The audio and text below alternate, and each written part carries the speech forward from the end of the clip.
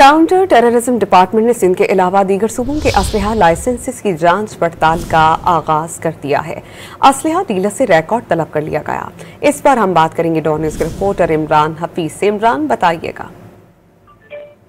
समिया, देखें, सीटीडी की जानिब से एक जो है वो सिंध असला डीलर एसोसिएशन को एक मरासा जारी किया गया, जिसमें कहा गया है कि 2021 से लेकर साल 2024 तक के सिंध के अलावा दीगर सूबों से के जो असला लाइसेंस है, इस पे जो खरीदो फरोख्त का रिकॉर्ड जो है वो कंप्यूटराइज और दस्तावेजी रिकॉर्ड जो है उन्होंने मांगा है। इस हवाले से सीटीडी जराए का कहना है कि ये इकदाम सूबे में दहशतगर्दी और टारगेट किलिंग में गैर सिंध लाइसेंस के जो खरीदो फरोख्त किए गए असले के इस्तेमाल के खदशात के पेश नजर किया गया है। जबकि सिंध और वफाक के जो असला लाइसेंस है, इसके अलावा दीगर सूबों के असला लाइसेंस अमूमन जो है गैर मुस्तमद होते हैं और गैर रिकॉर्ड के हामिल होते हैं।